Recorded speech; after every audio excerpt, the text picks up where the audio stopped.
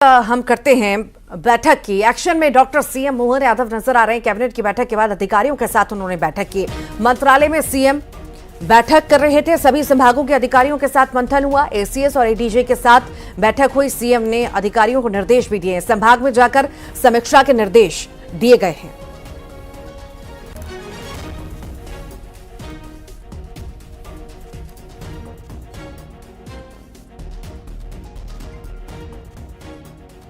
को हम देखें, कई सारे मुद्दों को लेकर के चर्चा जो है इस बैठक में हुई होगी और विभागों के बंटवारे को लेकर ऐसा कयास लगाए जा रहे थे कि इस बैठक में मंथन होगा, पर ऐसा कुछ होता हुआ दिखाई दिया नहीं। ऐसा कुछ होता हुआ दिखा नहीं, पर कई सारे मुद्दे ऐसे होंगे जिन पर चर्चा हुई होगी। ज्यादा जानकारी के लिए हमारे साथ सहयोगी शैलेंद्र भदौरिया भी जुड़ेंगे, जानकारी भी देंगे कि आखिर बैठक में क्या क्या कुछ खास रहा। एसीएस और एडीजी के साथ भी बैठक मुख्यमंत्री की है, आखिर कितनी खास रही बैठक, सहयोगी से जान लेते हैं। शैलेंद्र भदौरिया हमारे साथ जुड़ रहे हैं। शैलेंद्र, खास बैठक कैबिनेट की, सीएम ने यह बैठक ली है, कितनी खास ये बैठक रही? एसीएस एडीएस के साथ भी बैठक, आखिर वो भी कितनी खास, विस्तार से बताइए।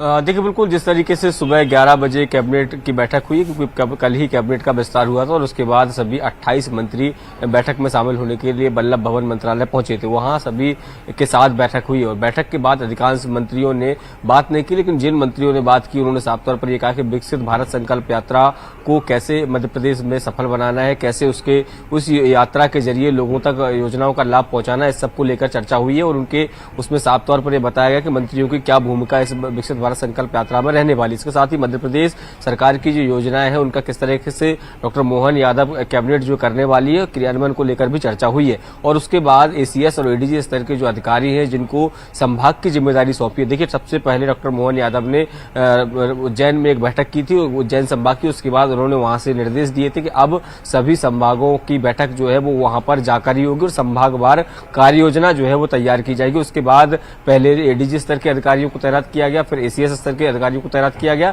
यानी पुलिस और प्रशासन जो जुड़े अधिकारी हैं उनको संभागवार जिम्मेदारी सौंपी गई है और उनसे सबसे उस संभाग के 6 महीने का विकास का रोड मैप मांगा गया है। तो वो उस रोड मैप को लेकर आज जो है वो महत्वपूर्ण बैठक मंत्रालय में चल रही है। उसके बाद एक बैठक और है जिसमें महापौर के साथ अन्य जनप्रतिनिधि उनके साथ डॉक्टर मोहन यादव बैठक करेंगे और बैठक के माध्यम से वो जानने का प्रयास कर रहे हैं कि मध्य प्रदेश में आगामी 6 महीने का रोड मैप क्या होना चाहिए, किस तरीके से काम करना है। इस सब को लेकर लगातार बैठकों का दौर जारी और आज भी वो सुबह से लगातार बैठकें कर रहे हैं और तमाम जो आवश्यक दिशा निर्देश है वो तो दे ही रहे हैं, लेकिन उसके अलावा लोगों से राय भी ले रहे हैं कि आखिर मध्य प्रदेश के रोड मैप को लेकर क्या क्या होना चाहिए। जी, वाकई ये बैठक बेहद खास हुई होगी, चूंकि सभी मंत्री भी शामिल हुए होंगे और अपने अपने क्षेत्र में किस तरह से आगे बढ़ना है, किस रणनीति के तहत आगे बढ़ना है, सभी पहलुओं पर निर्देश भी दिए गए होंगे, चर्चा भी हुई होगी। बहुत शुक्रिया फिलहाल के लिए शैलेंद्र।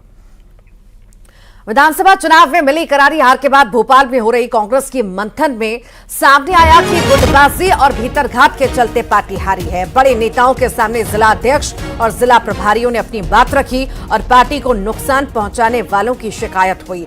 अपनों को हरवाने वाले कांग्रेसियों को चिन्हित कर कार्रवाई की भी मांग हुई है। इसी के साथ ही लोकसभा चुनाव के टिकट जल्दी घोषित कर बड़े नेताओं को चुनाव लड़ाया जाने की बात भी हुई है। कांग्रेस के वरिष्ठ नेता कांतिलाल भूरिया की माने तो पार्टी को नुकसान पहुंचाने वालों की शिकायत हुई है और संगठन से इनकी नामजद शिकायत होगी और ऐसे लोगों को नोटिस जारी कर कार्रवाई की जाएगी। वहीं लोकसभा चुनाव के लिए सभी को अलर्ट भी किया गया है।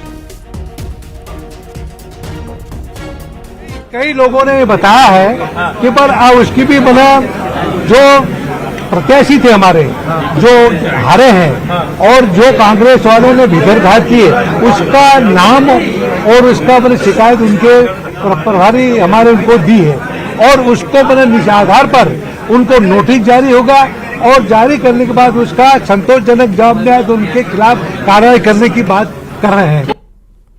और वहीं अब आपको बताते हैं कि एक अनोखे हनुमान मंदिर के बारे में बताने जा रहे हैं। यह मंदिर गुजरात के सारंगपुर में है और इसकी मान्यता कष्टभंजन हनुमान मंदिर के रूप में है।